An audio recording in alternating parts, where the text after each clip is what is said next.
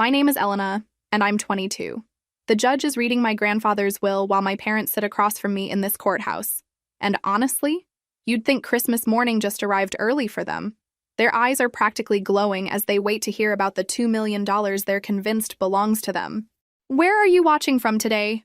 Drop your location in the comments below and hit that like and subscribe button if you've ever felt betrayed by your own family. You'll definitely want to stick around for what happened next. Let me back up. 3 months ago, I was just Elena Morrison, working at a coffee shop and living in a tiny studio apartment. Today, I'm sitting in family court watching my biological parents, and I use that term very loosely, try to steal my inheritance. The same parents who abandoned me when I was 4 years old and only crawled out of whatever rock they'd been hiding under when they heard about Grandpa's money. My mother, Jessica, keeps dabbing her eyes with a tissue like she's actually grieving. My father, Robert, has his arm around her in this performative display of unity. It's quite the show, really. Too bad I know the truth about who these people really are. Your Honor, my father says when prompted, his voice dripping with false sincerity. We're simply requesting what's rightfully ours.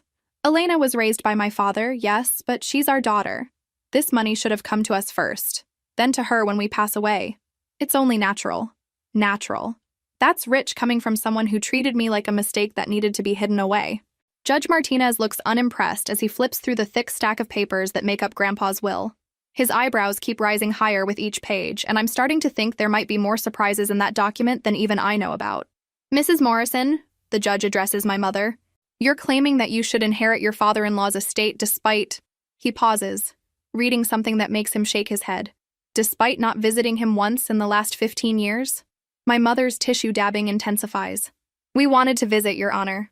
We truly did. But Elena was so attached to her grandfather, and we didn't want to confuse her or disrupt the stability he was providing.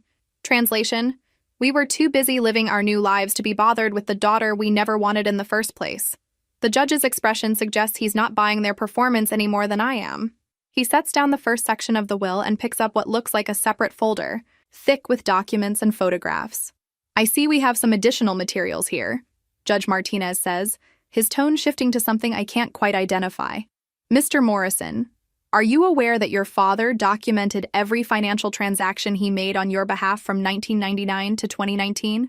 The color drains from my father's face so fast you'd think someone just told him his credit cards were maxed out. Which, knowing my father, they probably are. I'm not sure what you mean, Your Honor, he stammers, but his confident posture is crumbling by the second. Oh, this is about to get interesting. My grandfather was always meticulous about record-keeping, but I had no idea he'd been keeping track of whatever this is. The judge opens the folder and I can see it's stuffed with receipts, bank statements, and what looks like handwritten notes in Grandpa's careful script. My heart pounds as I realize this might be bigger than just my inheritance. Well, Judge Martinez says, and I swear there's the hint of a smile playing at the corners of his mouth. I think we're going to need to examine these documents very carefully before we proceed. My parents exchange a look that could freeze hell over, and for the first time since this whole mess started, I allow myself a tiny spark of hope. Let me tell you how this all began, because trust me, it's a story worth telling. Picture this. I'm 4 years old, sitting on Grandpa's front porch with my little suitcase covered in Disney princess stickers, watching my parents drive away. They told me they'd be back in a few days. That was 18 years ago. My parents, Jessica and Robert, had me when they were 17. Typical teenage pregnancy story. They got caught up in the moment, both families freaked out, and suddenly these two kids who could barely take care of themselves were responsible for another human being.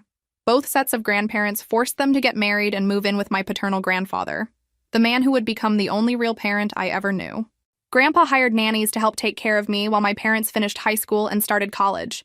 The plan was that this would give them stability and support while they figured out their lives. What actually happened was that they figured out their lives would be a lot easier without me in them. I remember fragments from those early years. My mother studying at the kitchen table while Mrs. Patterson, our first nanny, fed me dinner. My father coming home late from his part-time job and going straight to his room without saying goodnight. The way they'd talk about their college plans like I wasn't sitting right there coloring in my book. We just need to get through the next few years, my mother would say to my father, not realizing I was listening from the hallway. Once we graduate and get established, we can figure out what comes next. What came next was them slowly disappearing from my life. It started with missed bedtime stories because they had study groups, then skipped Saturday morning cartoons because they had social events. By the time I turned 5, they were more like distant relatives who happened to live in the same house rather than parents. Grandpa filled every gap they left behind. He read me bedtime stories, taught me to ride a bike, helped with homework, and showed up to every school event. When other kids asked where my parents were, I'd just shrug and say they were busy. Grandpa was there, and that felt like enough. The summer before I turned 6, my parents announced they'd been accepted to universities in different states. "It's time for us to start our real lives," my father told Grandpa over dinner, as if the life they'd been living with me wasn't real at all. They promised they'd visit during breaks and call every week. For the first few months, they actually did. My mother would call every Sunday evening and ask about school, and my father would send postcards from campus. But college has a way of showing you new possibilities. And apparently those possibilities didn't include a daughter they'd never wanted in the first place. The phone calls became monthly, then sporadic, then non-existent. The postcards stopped coming. Christmas and birthday cards arrived late, if at all, with generic messages that could have been written to any child. "Don't take it personally, sweetheart," Grandpa would say when I asked why Mommy and Daddy didn't call anymore. "Some people just aren't ready to be parents, but that doesn't mean you're not loved." And I was loved. Grandpa made sure of that. He took me to father-daughter dances at school, taught me to change a tire, and explained boys to me when I got my first crush. He was the one who helped me with college applications and cried when I got my acceptance letter. Mrs. Patterson became like a grandmother to me, staying on even after I outgrew needing a nanny because she and Grandpa had become genuine friends. She taught me to cook, braided my hair for school pictures, and always made sure I felt special on holidays. Looking back now, I realize Grandpa was protecting me from something I was too young to understand. The reality that my parents had moved on with their lives and started over, as if I had never existed. They got married to other people, had other children, built the families they actually wanted, and never once looked back to see what they'd left behind. By the time I turned 10, my parents had become like characters in a story someone used to tell me. Distant figures I could barely remember. My father, Robert, graduated with a business degree and married a woman named Caroline. My mother, Jessica, became a nurse and married a man named David. They each started having the children they actually wanted. I found out about my half-siblings through social media, of all places. Have you ever experienced that moment when you accidentally discover your own family has been pretending you don't exist? It's quite the gut punch, let me tell you. I was 14, doing research for a school project, when I stumbled across my mother's Facebook page. There she was, all smiles and family photos, with her husband David and their 2 beautiful children, my half-brother Jake and half-sister Lily. The family looked perfect, happy, complete. Not one single photo included me. Her bio read, "Blessed mother of 2, married to my best friend, living our dream life in Colorado." Mother of 2, not 3, 2. My father's Instagram was even worse. Professional headshots, vacation photos from beach resorts, pictures of him teaching his son Marcus to play baseball. The caption on one photo read, "Teaching the next generation of Morrison men the family traditions." Morrison men. As if I didn't exist. As if 18 years of carrying his last name meant absolutely nothing. I spent hours scrolling through years of their posts, looking for any mention of me, any sign that they remembered they had another child. Nothing. Christmas morning photos with their new families opening presents under perfect trees, birthday parties with elaborate themes and dozens of relatives, anniversary celebrations and family reunions, a complete family history that somehow erased me entirely. "Grandpa?" I asked that night over dinner, my voice carefully casual. "Do you ever hear from Mom and Dad anymore?" His fork paused halfway to his mouth. We never talked about them. It was an unspoken agreement that had developed over the years. They were gone. We were fine without them. Life moved on. "Not really, sweetheart. Why do you ask?" I told him what I'd found online. About the Facebook posts and the Instagram photos, and the way they'd apparently written me out of their life stories completely. Grandpa set down his fork and was quiet for a long moment. When he finally spoke, his voice was tired in a way I'd never heard before. "Elena, I want you to understand something." "What your parents did. Abandoning you like that. It says absolutely nothing about your worth as a person.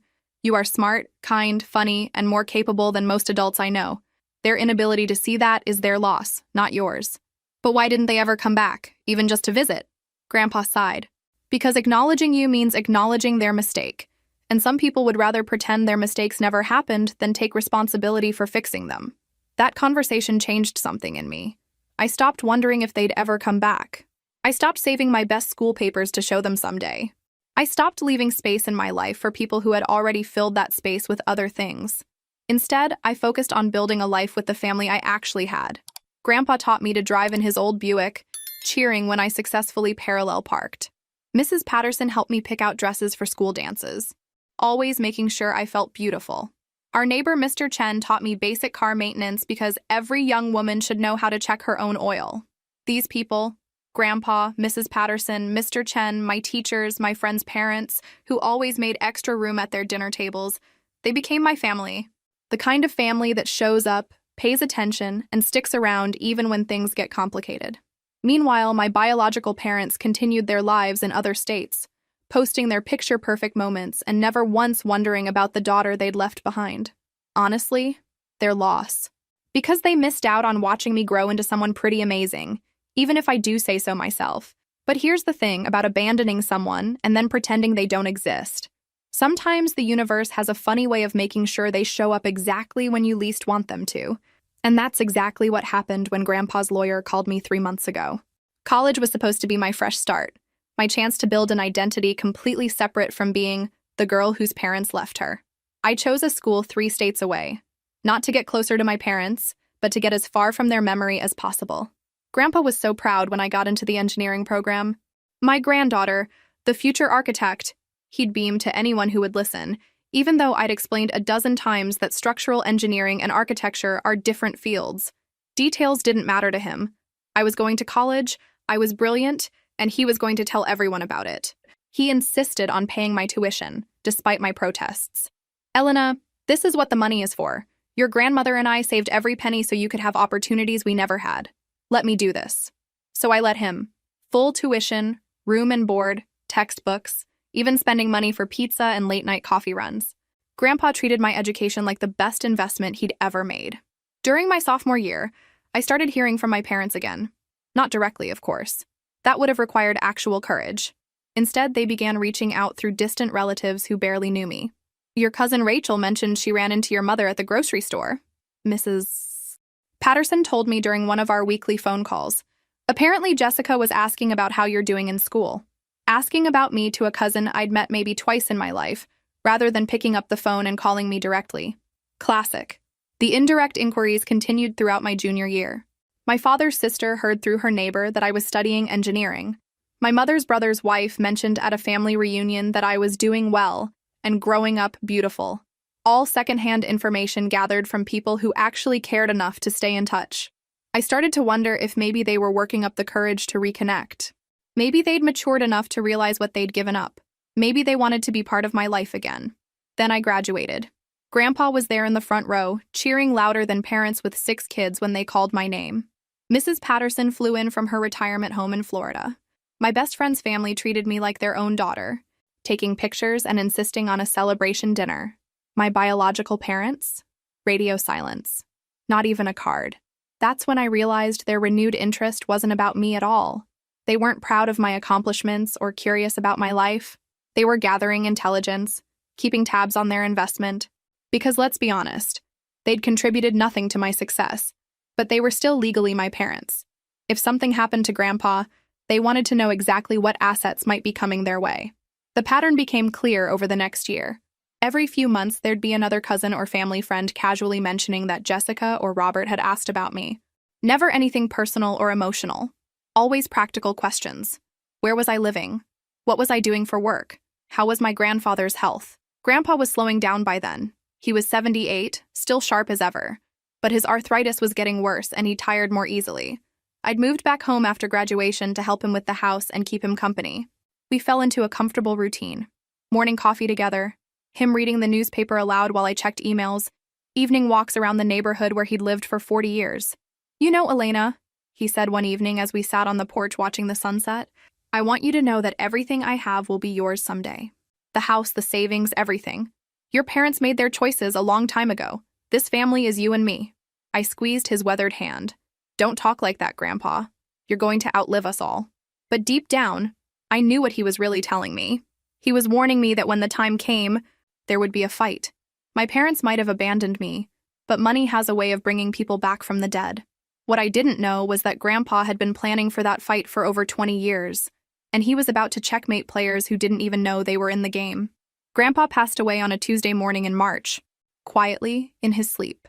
I found him when I brought his coffee upstairs, looking peaceful and dignified even in death. The man who had been my anchor for 18 years was gone, and I felt like I was drowning. Mrs. Patterson flew in immediately, taking charge of arrangements while I sat numbly in the funeral home, picking out flowers and caskets for the only parent I'd ever really known. The service was beautiful, packed with neighbors, former students from his teaching days, and friends who'd known him for decades. My biological parents didn't come to the funeral. Not that I was surprised. Death makes people uncomfortable, especially when it involves family members they've spent 20 years pretending don't exist. A week after the funeral, Grandpa's lawyer, Mr. Davidson, called to schedule a meeting about the will. I assumed it would be straightforward. Grandpa had always been clear that everything would come to me. I was prepared for a simple transfer of assets, and maybe some sentimental bequests to close friends. What I wasn't prepared for was the phone call I received the night before the meeting. Elena? The voice was unfamiliar, but the name in my caller ID made my stomach drop. Jessica Morrison. My mother. I hadn't heard her voice in over 15 years. Hi, I managed, my voice cracking like I was 13 again. Oh, sweetheart. I'm so sorry about your grandfather. I know how close you two were. Her voice was soft, sympathetic. Exactly what a grieving granddaughter would want to hear, if it wasn't completely fake. Thank you, I said carefully. Listen, honey, I know this might seem sudden, but your father and I have been talking. We feel terrible about the distance that developed between us over the years. Life just got so complicated, you know. But now that you're going through this difficult time, we want to be there for you. Amazing how grief suddenly made me worth their attention. We'd like to come out for the will reading tomorrow if that's okay. To support you, of course, but also because, well, legally, we should probably be there. There it was. The real reason for the call. Mr. Davidson said the reading is just for direct beneficiaries, I said, testing the waters. Well, yes, but as your parents, we're technically your grandfather's next of kin, too. I'm sure it's just a formality, but we want to make sure everything is handled properly. For your sake, Elena, we don't want anyone taking advantage of you during such a vulnerable time. Taking advantage of me. Rich, coming from people who had abandoned me and only surfaced when money was involved. I'll check with the lawyer, I said. Wonderful. We're actually already in town. We drove in this afternoon and got a hotel room. We wanted to be here for you. They'd driven 6 hours to a town they'd avoided for 15 years, gotten a hotel room, and were ready to attend a will reading they hadn't been invited to. This was clearly a spontaneous gesture of grief and concern. The next morning, I arrived at Mr. Davidson's office to find my parents already there, sitting in the waiting room like they belonged. My mother stood up and tried to hug me, but I stepped back instinctively. Elena, you look wonderful, my father said, his voice overly hearty. You've really grown up beautifully. Thanks for noticing. Only took you 20 years. Mr. Davidson emerged from his office looking surprised. Mr. and Mrs. Morrison? I wasn't expecting you. We're Elena's parents, my father said, as if that explained everything. Surely we should be present for this. The lawyer glanced at me, then back at them.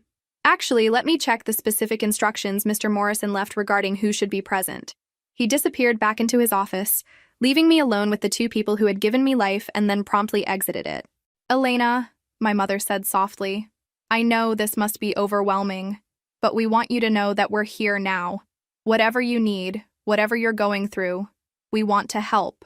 I looked at their faces, older now, but still recognizable. My mother's eyes were the same blue as mine. My father had the same stubborn cowlick that made my hair stick up in the morning.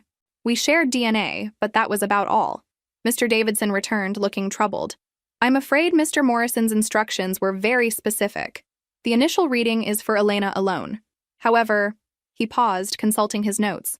There are provisions that may require your presence later, depending on certain circumstances. My parents exchanged a look I couldn't interpret. What kind of circumstances? My father asked.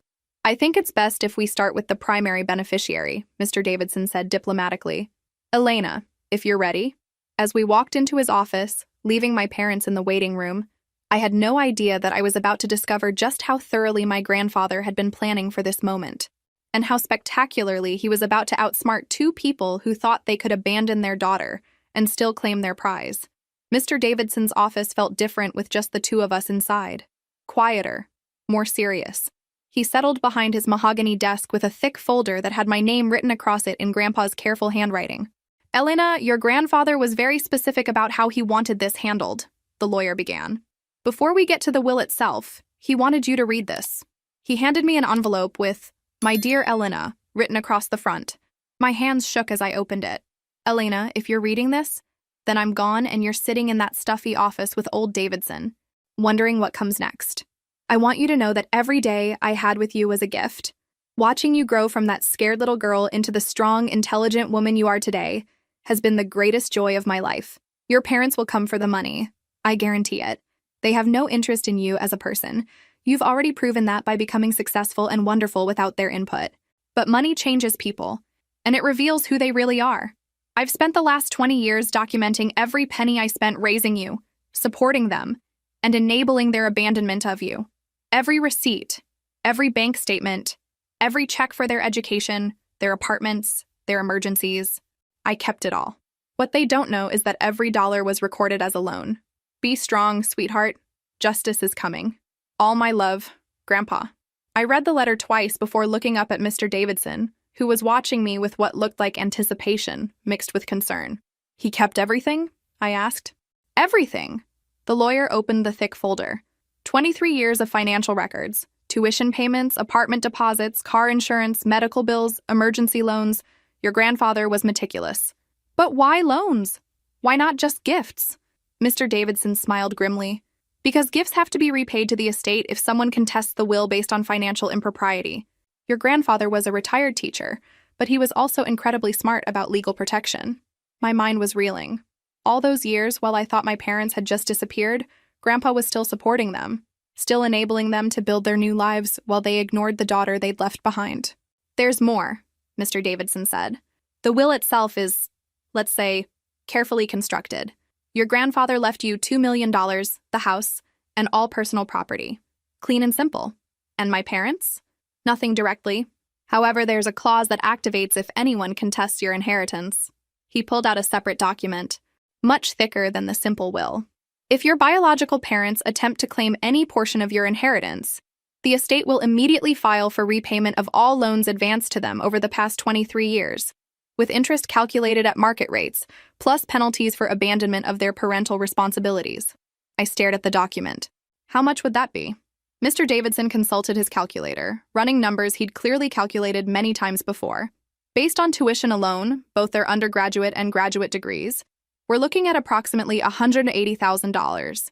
Add in living expenses, emergency loans, car payments, insurance, and other miscellaneous support. He paused for dramatic effect. Plus 23 years of compound interest at 6% annually, plus abandonment penalties. The number he showed me made my jaw drop. $2.85 million. I looked at the papers spread across his desk. Bank statements, canceled checks, receipts, tuition payment records. My grandfather had been building this case for over 2 decades, creating a legal trap so perfect that my parents would destroy themselves the moment they tried to claim what wasn't theirs. So, if they contest the will, they'll owe you almost $3 million instead of getting $2 million. Your grandfather called it his insurance policy against greed. A knock on the door interrupted us. Mr. Davidson's secretary peeked in. "I'm sorry to interrupt, but the Morrisons are getting quite agitated. They're demanding to know what's taking so long." Mr. Davidson and I exchanged looks. "Shall we invite them in?" he asked. "Or would you prefer to handle this privately?" I thought about the scared 4-year-old who had watched her parents drive away. I thought about the teenager who had discovered her family's secret life through social media. I thought about the young woman who had graduated college without her parents there to cheer. Then I thought about the letter in my hands, and Grandpa's promise that justice was coming. "Let's invite them in," I said. "I think it's time they learned about the cost of abandoning your family." Mr. Davidson smiled, and for the first time since Grandpa's death, I felt like maybe everything was going to be okay. Better than okay, actually. It was about to be perfect. My parents walked into Mr. Davidson's office like they owned the place, which was ironic considering they were about to find out they owned less than nothing. "Finally," my father said, settling into his chair with the confidence of someone who thought he was about to inherit $2 million. We were starting to worry something was wrong. Oh, something was definitely wrong, just not what they thought. Mr. Davidson arranged his papers with the precision of a surgeon preparing for a delicate operation. Before we begin, I want to confirm that you're here in your capacity as Elena's biological parents? Of course, my mother replied. We're family. Family. After 18 years of radio silence, the audacity was almost impressive. Very well. Mr. Davidson opened the will. The last will and testament of Harold James Morrison. I, Harold James Morrison, being of sound mind and body, do hereby bequeath my entire estate as follows. He paused, looking directly at me. To my beloved granddaughter, Elena Grace Morrison, I leave my house at 247 Maple Street, all personal property contained therein, my savings accounts, investment portfolio, and life insurance policy, totaling approximately $2 million. The silence in the room was deafening. I could actually hear my father's breathing change. And to my son, Robert Morrison, and his ex-wife, Jessica Morrison, I leave my gratitude for providing me with the greatest gift of my life, my granddaughter, Elena. That was it. No money, no property, no additional provisions, just gratitude. My mother's face went through several interesting color changes before settling on a shade of red that suggested her blood pressure had just spiked dangerously. That's it? My father asked, his voice tight. Gratitude? That's the entirety of the bequest to you, yes, Mr. Davidson confirmed. My parents looked at each other, having one of those silent conversations that longtime couples master. Even though they'd been divorced for over a decade, they could still communicate their shared outrage without words. There has to be some mistake, my mother said finally. Robert is Harold's son. Legally, he should inherit something. The will is quite clear and legally sound, Mr. Davidson replied. Mr. Morrison was fully competent when he made these decisions. My father leaned forward, his business training kicking in. We'll need to contest this. Elena was unduly influenced by her grandfather. She manipulated an elderly man into changing his will. Manipulated. That was rich coming from someone who had abandoned me before I could even spell the word. You have the right to contest any legal document, Mr. Davidson said carefully. However, I should inform you that there are consequences for frivolous challenges to this estate. What kind of consequences? My mother asked. Mr. Davidson pulled out the thick folder of financial records. Mr. Morrison was very thorough in documenting his financial relationship with both of you over the past 23 years. I watched my parents' expressions shift from confused to concerned to genuinely worried as the lawyer spread decades of bank statements, canceled checks, and receipts across his desk. These appear to be loans, my father said slowly, picking up a tuition payment receipt. Exactly, Mr. Davidson confirmed. Every penny Mr. Morrison spent supporting you after you abandoned Elena was carefully documented as a loan agreement. My mother's voice was barely a whisper. Loan agreement? With interest compounding annually at market rates, plus penalties for breach of parental responsibilities. The room fell silent except for the ticking of Mr. Davidson's antique clock and the sound of my parents' world crumbling around them. What do you think will happen next? I asked, looking directly into an imaginary camera. Drop your predictions in the comments below, because trust me, you're not going to want to miss what comes next. My father was frantically shuffling through papers, his hands shaking slightly. This is ridiculous. You can't retroactively call gifts loans. They weren't gifts. Mr. Morrison, your father was very careful about the language in every transaction. Every check memo, every bank transfer, every payment was clearly labeled as loan pending repayment when circumstances permit. I almost felt sorry for them. Almost. But then I remembered 14-year-old me discovering their perfect families online while I wondered why I wasn't good enough to love.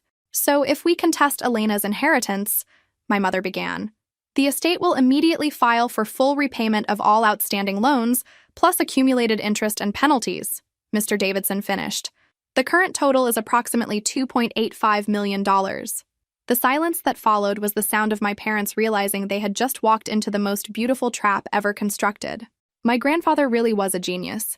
Have you ever watched someone's entire worldview collapse in real time? Because that's exactly what happened when my father started doing the math on those loan documents. 2.85 million, he repeated, his voice hollow. That's impossible. Mr. Davidson was enjoying this way more than he was letting on. Your undergraduate tuition at State University, 4 years at $18,000 annually. Your MBA program, 2 years at $35,000 per year. Mrs. Morrison's nursing program, 3 years at $22,000 annually. Plus living expenses, emergency loans, car payments. With each item he listed, my parents seemed to shrink further into their chairs. But we didn't know these were loans, my mother protested. Harold never said anything about paying him back. The documentation is quite clear, the lawyer replied, sliding a thick stack of loan agreements across the desk. Your signatures are on every document. I watched my father flip through page after page of his own signature, his face growing paler with each one. These weren't rushed scribbles.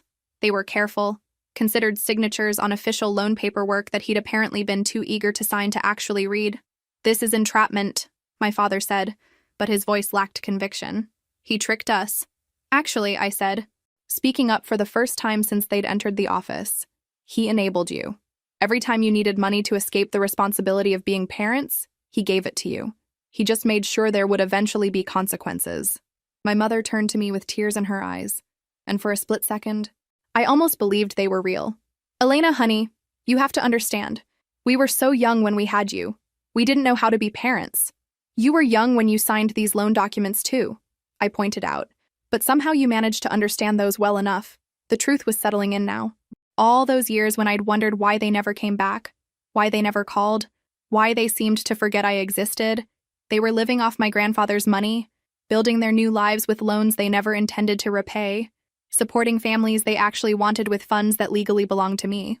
"We can't pay back $2.85 million, my father said quietly. "We don't have that kind of money." "Then I suggest you don't contest the will," Mr. Davidson replied simply. But I could see it in their eyes. They were still calculating. $2 million versus $2.85 million. In their minds, there had to be a way to make this work in their favor. "What if we contested anyway?" my mother asked.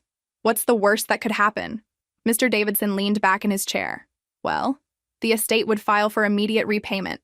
When you inevitably default, we'd place liens on all your assets, your homes, cars, savings accounts. We'd garnish your wages. Your credit would be destroyed. Bankruptcy might discharge some of it, but abandonment penalties are considered non-dischargeable debt in this state." The color drained from both their faces. "Essentially," he continued, "you'd spend the rest of your lives paying Elena back for the privilege of abandoning her." I had to bite my lip to keep from smiling. Grandpa hadn't just protected my inheritance. He'd created a situation where my parents would literally pay me for every year they'd ignored me. "This is blackmail," my father said desperately.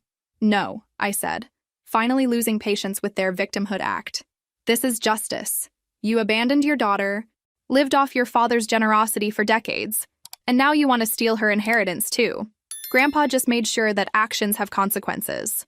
My mother looked at me with something that might have been recognition, seeing me, really seeing me, for the first time in 18 years.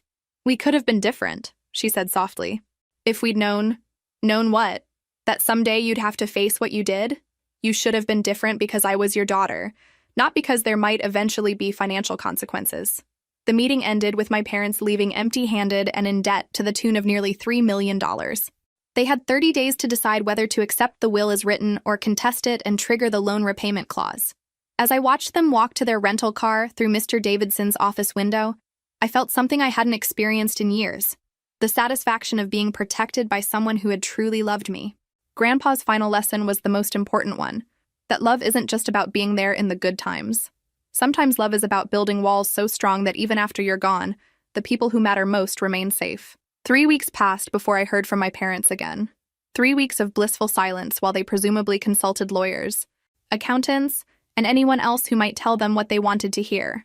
The answer, apparently, was that they were screwed. But did that stop them? Oh, absolutely not.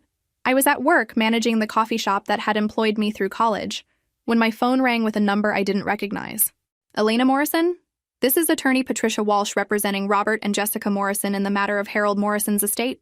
They'd hired a lawyer. Of course they had. "I'm calling to inform you that my clients will be filing a formal contest to your grandfather's will on the grounds of undue influence and diminished capacity." I set down the espresso cup I'd been cleaning and walked to the back office for privacy. "Let me make sure I understand this correctly," I said. "Your clients abandoned me when I was 4 years old, took money from my grandfather for 23 years, never visited him once in the last 15 years, and now they're claiming I had too much influence over him? That's a simplified version of their position." "Yes. And they understand the financial consequences of contesting the will?" There was a pause. "My clients believe the loan documentation is fraudulent and unenforceable." I almost laughed out loud. They were really going to argue that their own signatures were fake? This was going to be spectacular. "When is the hearing scheduled?" I asked. 2 weeks from Friday, 10 a.m., County Courthouse. Judge Martinez presiding," Judge Martinez. I'd researched him after getting the court notice. 30 years on the bench, known for his no-nonsense approach and particular distaste for frivolous lawsuits. My parents had just picked a fight with exactly the wrong person. The next 2 weeks crawled by. I met with Mr. Davidson several times to review our defense strategy, which basically consisted of, let them hang themselves with their own rope. The evidence was overwhelming, the documentation was ironclad, and the legal precedent was clear. But I'd be lying if I said I wasn't nervous. These were still my biological parents, and despite everything, some small part of me had always hoped they might someday want a real relationship with me. Filing this lawsuit was them definitively choosing money over any possibility of family reconciliation. The morning of the hearing, I put on my best dress. Navy blue, professional, the kind of outfit that said responsible adult rather than traumatized daughter. Mr. Davidson met me on the courthouse steps, carrying a briefcase that probably contained enough evidence to sink a battleship. "Ready for this?" he asked. I looked up at the imposing stone building where my family's dysfunction was about to be aired in public. More ready than they are. Inside, the courtroom was smaller than I'd expected, with worn wooden benches and fluorescent lighting that made everyone look slightly ill. My parents sat at the plaintiff's table with their attorney, both dressed formally and trying to project an image of respectability. They'd aged since our meeting in Mr. Davidson's office. My father's hair had more gray, and my mother looked tired in a way that makeup couldn't hide. For just a moment, I wondered what their lives had been like all these years. Whether they'd ever thought about me. Whether they'd ever regretted their choices. Then Attorney Walsh stood up to make her opening statement, and any sympathy I might have felt evaporated. "Your Honor, my clients are the biological parents of Elena Morrison, and the son and daughter-in-law of deceased Harold Morrison. They were systematically excluded from Harold Morrison's life through the manipulative actions of the defendant, who used her position as caregiver to isolate an elderly man from his family. Manipulative. Isolated him from his family. The rewriting of history was breathtaking. I'd spent 18 years being the only family my grandfather had. I'd been there for every doctor's appointment, every birthday, every holiday. I'd held his hand through 2 surgeries and celebrated with him when his arthritis medication finally started working. My parents had sent exactly 3 Christmas cards in 15 years, but apparently I was the one who had isolated him from his family. Judge Martinez listened to the entire opening statement without expression, occasionally making notes on his legal pad. When Attorney Walsh finished, he looked toward our table. "Mr. Davidson, Your Honor, this case is quite simply an attempt by 2 individuals who abandoned their parental responsibilities to profit from their abandonment. The evidence will show that the plaintiffs voluntarily removed themselves from both Elena's life and Harold Morrison's life over 20 years ago, maintained minimal contact despite continuous financial support, and only renewed their interest in the family when they learned of a substantial inheritance." Judge Martinez nodded and consulted his calendar. "I've blocked out the entire morning for this case.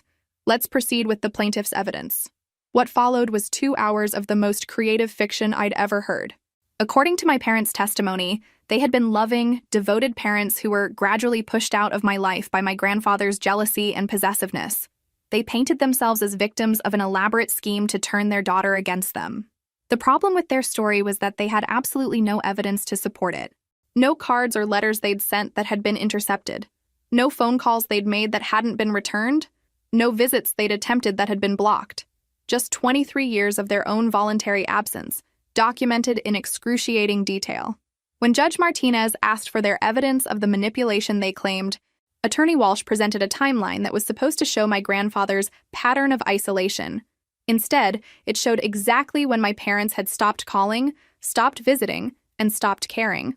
"So according to your timeline," Judge Martinez said, studying the document, "your client's last visit to see Elena was when she was 6 years old?" "That's correct, Your Honor." "And their last phone call to her was when she was 11? "Yes, Your Honor." "But they maintained contact with Harold Morrison for financial purposes until she was 16? Attorney Walsh looked uncomfortable. "They occasionally needed assistance, yes." "Assistance, I see." Judge Martinez made another note.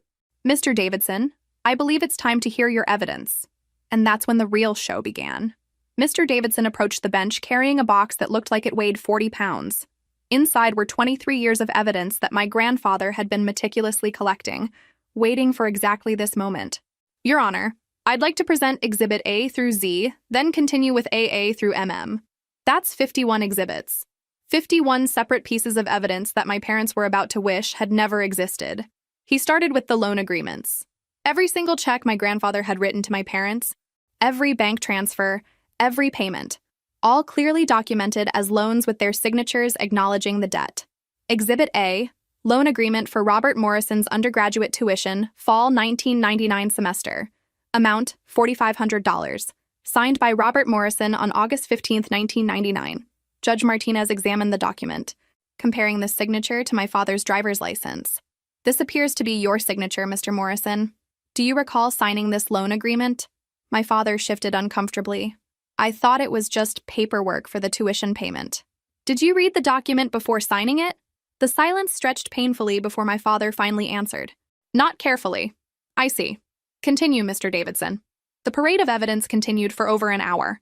Tuition payments, apartment deposits, car loans, emergency funds for medical bills, moving expenses, every cent documented as a loan.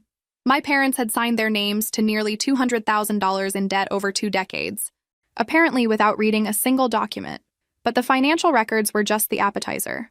The main course was what Mr. Davidson called Exhibit MM, a thick folder labeled Elena's Life. Inside were copies of every school report card my grandfather had kept, every art project I'd made him, every photograph from school events, dance recitals, and birthday parties.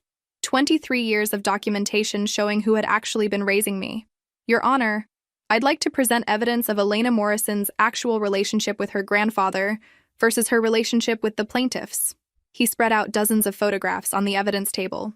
Me learning to ride a bike with Grandpa cheering in the background. First day of school photos where Grandpa held the sign. Christmas mornings where it was just me, Grandpa, and Mrs. Patterson around a tree. How many of these photographs include the plaintiffs? Judge Martinez asked. None, Your Honor. Then came the school records. Emergency contact forms listing Harold Morrison as primary contact and guardian. Parent-teacher conference notes signed by Harold Morrison. Permission slips for field trips signed by Harold Morrison.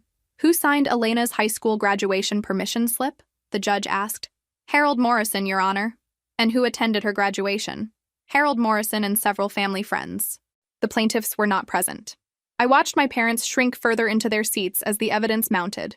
Each document was another nail in the coffin of their fabricated narrative, but Mr. Davidson wasn't finished. Your Honor, I'd also like to present evidence regarding the plaintiff's own family situations during the period when they claimed they were being prevented from seeing Elena. He pulled out printed pages from social media accounts, carefully arranged in chronological order. These are public Facebook posts from Jessica Morrison's account, dating from 2010 to present. As you can see, she frequently refers to herself as mother of 2, posts extensive photos of family vacations and celebrations, and makes no mention of Elena despite Elena being her firstborn child. Judge Martinez studied the social media posts with growing interest. Mrs. Morrison, can you explain why your public social media presence makes no mention of Elena? My mother's voice was barely audible. It was complicated.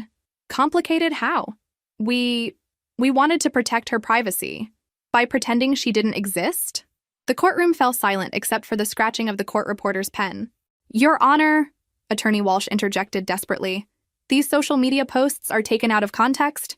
What context would make it appropriate for a mother to publicly pretend her daughter doesn't exist? Judge Martinez asked coldly. No answer. Then Mr. Davidson delivered the final blow.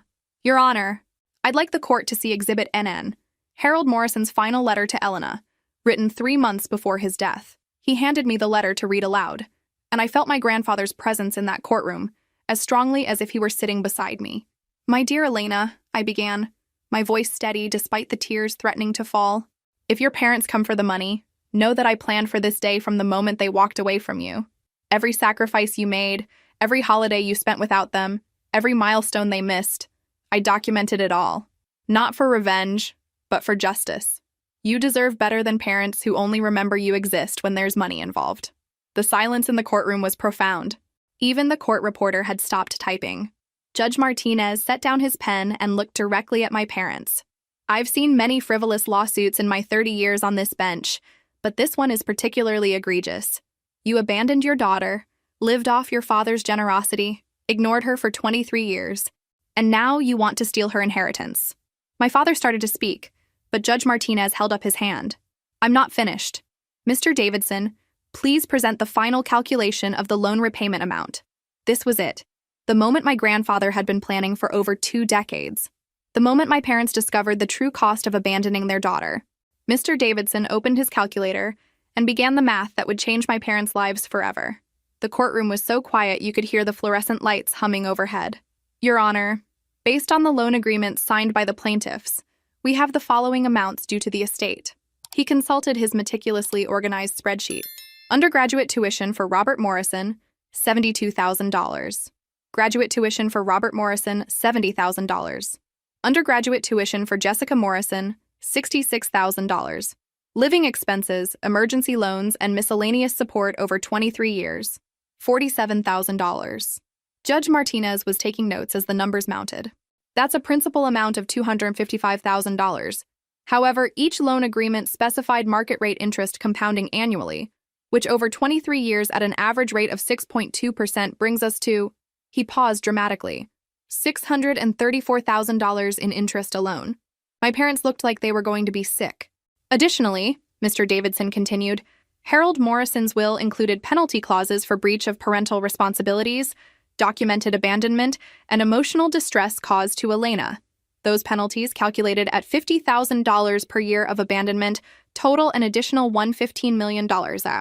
So the total amount due is? Judge Martinez prompted. $2,039,047.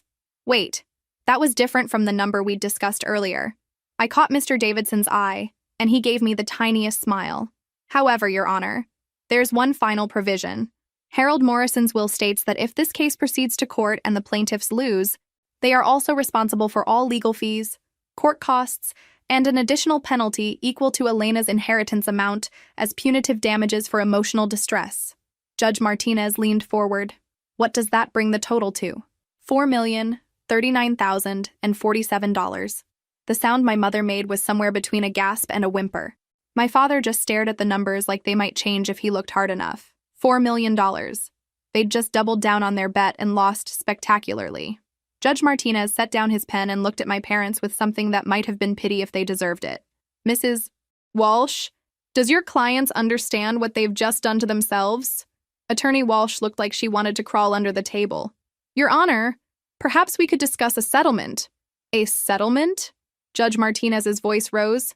Your clients just spent 3 hours lying under oath about abandoning their daughter, presented fabricated evidence of manipulation, and wasted this court's time with a frivolous lawsuit designed to steal a young woman's inheritance. What exactly would they be settling? He opened Harold Morrison's will and began reading the final provision out loud. If Robert Morrison and Jessica Morrison contest this will in any court of law, they hereby acknowledge that they abandoned their daughter Elena Morrison for financial gain, showed no interest in her welfare for 23 years, and are attempting to profit from their abandonment. In such case, they shall immediately repay all loans advanced to them. Judge Martinez paused and looked up. Here's where it gets interesting. Said repayment shall be made within 60 days of judgment, after which time Elena Morrison shall be granted full legal authority to collect said debt through any means necessary, including but not limited to asset seizure, wage garnishment, and liens on all property. My parents were no longer just pale. They looked like they were attending their own funeral. Furthermore, the judge continued reading, Harold Morrison hereby apologizes to his granddaughter Elena for enabling the behavior of people who should have loved her unconditionally, and hopes this final lesson will demonstrate that actions, even delayed, always have consequences. Judge Martinez closed the will and looked directly at my parents. I have to admit, in 30 years of family court, I've never seen a more elegant legal trap. Mr. Morrison, your father essentially gave you enough rope to hang yourselves, and you took it enthusiastically. He consulted his notes one more time. The evidence presented today shows clear abandonment of parental responsibilities, documented financial dependency on the deceased, and a pattern of ignoring Elena Morrison for over 2 decades except when money was involved. Judge Martinez picked up his gavel, and I held my breath. The will of Harold Morrison stands as written. Elena Morrison shall inherit all assets as designated. Furthermore, Robert Morrison and Jessica Morrison are hereby ordered to repay all outstanding loans as documented, plus interest, penalties, and court costs, totaling $4,039,047. The gavel came down with a sound like thunder. Payment is due within 60 days. Court is adjourned. My parents sat in stunned silence as people began filing out of the courtroom. $4 million. They'd come here trying to steal my $2 million inheritance and left owing me $4 million instead. As I gathered my things, I heard Judge Martinez call out, "Ms. Morrison?" I approached the bench. "Yes, Your Honor." He leaned forward and said quietly, "Your grandfather sounds like he was a remarkable man. I'm sorry for your loss." "Thank you, Your Honor." "And Ms. Morrison? I have a feeling he would be very proud of how you handled yourself today." I walked out of that courthouse knowing that Grandpa had given me something worth more than any inheritance: the satisfaction of watching people who had hurt me face the full consequences of their choices. Justice, as it turned out, was even sweeter than money. 2 months later, I was sitting in my newly renovated kitchen, the same kitchen where Grandpa and I had shared thousands of morning coffees, when the doorbell rang. Through the peephole, I could see my father standing on the porch looking like he'd aged 10 years in 2 months. He was alone, holding what appeared to be a thick envelope. I opened the door but didn't invite him in. "Elena," his voice was hoarse, tired. "We need to talk." "Actually, we don't. Your 60 days expired yesterday. My attorney will be in touch about asset seizure. Please." He held out the envelope. "Just let me explain." Against my better judgment, I stepped aside and let him into the living room, where he'd probably played as a child back when this house was his home too. "We don't have $4 million, he said simply. "We don't have $2 million. We don't even have $500,000. That sounds like a you problem." He opened the envelope and pulled out a stack of papers. "These are the deeds to our houses, the titles to our cars, our savings account statements, our retirement fund paperwork. It's everything we have." I looked at the documents without touching them. "Your house in Colorado is worth maybe $300,000. Jessica's place in Arizona might get $250. That's not even close to what you owe me." "I know." He sat down heavily on Grandpa's old couch.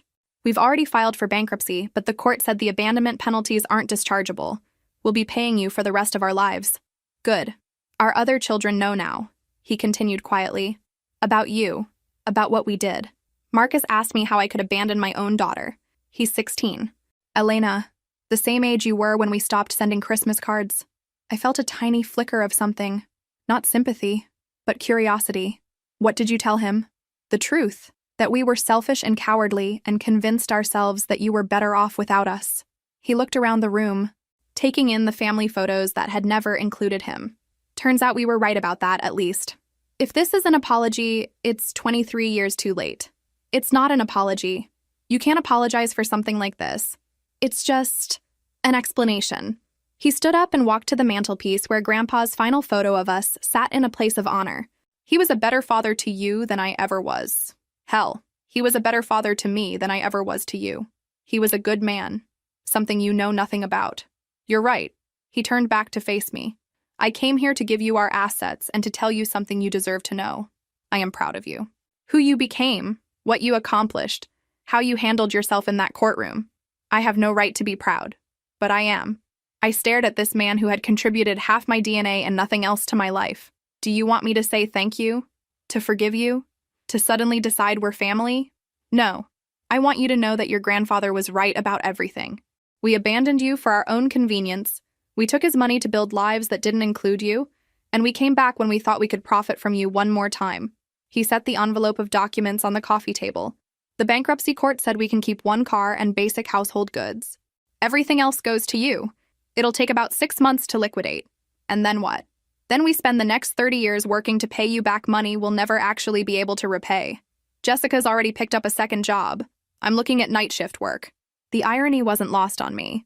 My parents were finally going to experience the kind of financial struggle I'd watched Grandpa manage while supporting their comfortable lives. "Elena," he said as he walked toward the door, "I know this doesn't change anything, but I want you to know that not a day went by that I didn't think about you. I was just too much of a coward to do anything about it. If you thought about me every day for 23 years and never picked up the phone, that's actually worse than forgetting I existed." He nodded. "I know." After he left, I sat in Grandpa's chair and opened the envelope. House deeds, car titles, bank statements showing modest savings that would be mine within 6 months. The tangible remains of lives my parents had built while ignoring me. But the money wasn't what mattered anymore. What mattered was the letter I found at the bottom of the envelope, written in my father's handwriting. "Elena, your grandfather left you a letter explaining why he documented everything. This is my letter explaining why he was right to do it. We told ourselves you were better off with him. We told ourselves we were too young to be good parents. We told ourselves that someday when we were ready, we'd come back and fix everything. But the truth is, we were selfish. You were inconvenient. You reminded us of mistakes we'd made and responsibilities we didn't want. So we erased you from our lives and pretended that was somehow noble. Your grandfather spent 23 years being the parent we should have been. He loved you unconditionally, supported your dreams, and protected you even after death. We spent 23 years being the parents we chose to be, absent, selfish, and delusional. The fact that you became an amazing person despite us proves that love and character aren't genetic. They're chosen. You chose to love him. He chose to love you. We chose to walk away. Some choices can't be undone. Robert, I folded the letter and put it in the drawer with Grandpa's final message to me. 2 letters from 2 very different men, telling the same story from opposite perspectives. That evening, I called Mrs. Patterson to tell her about the settlement. She listened quietly as I described the courtroom scene and my father's visit. "How do you feel, sweetheart?" she asked when I finished. "Victorious," I said. "Sad, relieved, angry, all at once. That sounds about right for a situation like this." "Mrs. Patterson, do you think Grandpa would be proud of how this turned out?" "Oh, honey, he'd be over the moon. Not because of the money, but because you stood up for yourself, because you didn't let them rewrite history or make you feel guilty for their choices." As I hung up the phone, I realized this was never really about money. It was about something much more valuable, the knowledge that I had been worth loving all along. My grandfather had spent 23 years proving that to me every day. And now, thanks to his final lesson, I'd never doubt it again. If this story resonated with you, make sure to like and subscribe. And remember, family isn't always about blood. Sometimes it's about the people who choose to show up and stay. In the end, that's exactly what I learned. Real family doesn't abandon you when things get difficult. Real family doesn't disappear for decades and then return for money. Real family documents your entire childhood because they're proud of every moment. Real family protects you even after death. Real family teaches you that you are worth loving, not because of what you can give them, but because of who you are. And sometimes, real family gets the last laugh at people who never deserved you in the first place. Justice served. Case closed. Family redefined.